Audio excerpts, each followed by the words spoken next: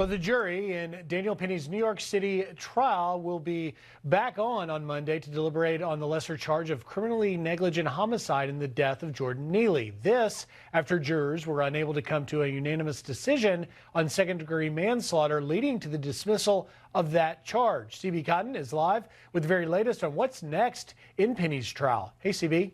Hi, Griff. Well, with jurors out of the courtroom, Daniel Penny's defense team repeatedly objected to continued jury deliberations on that lesser charge, criminally negligent homicide. Defense attorney Thomas Kniff told the judge the move would be elbowing the jury to reach a verdict, and he called for a mistrial. Ultimately, though, the judge granted prosecutors' request, and now deliberations continue on the lesser charge. So the Marine veteran still faces up to 4 years in prison if jurors convict him on criminally negligent homicide. Penny's defense team tells me it's cautiously optimistic that this last charge will be dismissed on Monday. Criminal defense attorney Brian Claypool, who we're about to hear from, tells Fox if jurors do convict Penny of the lesser charge, he thinks Penny's defense team will have a strong appeal, saying the presiding judge never probed exactly why jurors remained deadlocked on the higher charge. If that jury hung on the justification issue, then the entire case should have been dismissed. That judge never asked. And that's an appealable, erroneous issue on the judge's part. So the trial has lasted more than a month. Prosecutors argue Neely, who was homeless, battling mental illness, had an outburst on the subway that lasted only about 30 seconds. They say Penny's chokehold went, quote, way too far. Penny's defense team argues their client protected others, pointing to subway riders who were grateful Penny stepped in. After the high-stakes deliberations on Friday, activists maintain that the case is about racism. Racism is still alive and kicking in America. There's no other way to view this. Everyone has looked at the case, and those among you who say that Daniel Penny is innocent have racism and bias in your heart. So deliberations pick back up Monday morning, and we will be monitoring. Griff. All right, CB Cotton with the very latest there. Thank you. Molly? We just heard from him, and I'm very fortunate to welcome back attorney Brian Claypool for a little more insight on this case as we look towards Monday when the jury gets back to deliberations. Brian, I want to start with this. The judge drops this one charge, the more serious second-degree manslaughter, but in a way, does it almost point the jury towards this second charge, this criminally negligent homicide charge? Yeah, hey, Molly, great to be with you. Absolutely. Are you kidding me? I thought when this case started that this prosecutor overcharged Daniel Penny. This never was a second-degree manslaughter case. That requires Penny to intend to harm Jordan Neely. That requires proof that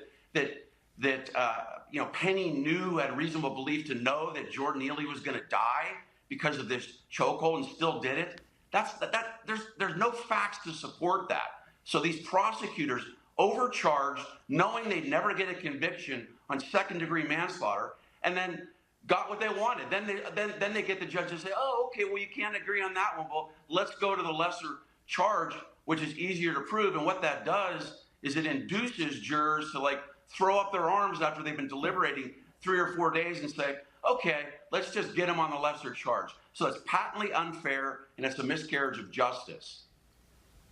Yeah, we also have this statement from Stephen Rezer, the attorney for Daniel Penny, who says they're being very deliberate and have since sent a note regarding the reasonable person standard. This reflects on the justification charge. If the jury does find the government failed to disprove justification, the charges, including the top count, will be dismissed. Your thoughts on that argument and also your predictions come Monday? That's exactly what I said on Laura Ingram's show. I was on her show yesterday. You showed that clip. Just to explain to your viewers, legal justification is an absolute defense, Molly, to all the charges in this case, to both of those charges, to second-degree manslaughter and to reckless negligent homicide. The first question on that verdict form, a verdict form is what the jury reads and has to answer. The first question should be, do you find anonymously that Penny was justified in his actions, right?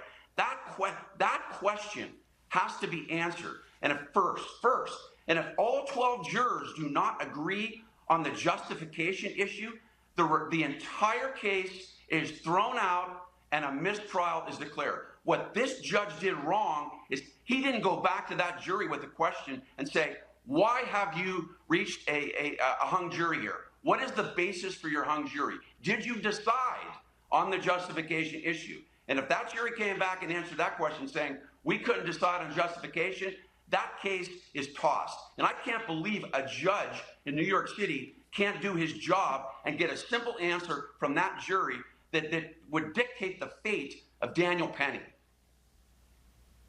All right, a lot of suspense heading into Monday. The jury gets back to work. Attorney Brian Claypool, we appreciate your thoughts, your insights today. Griff.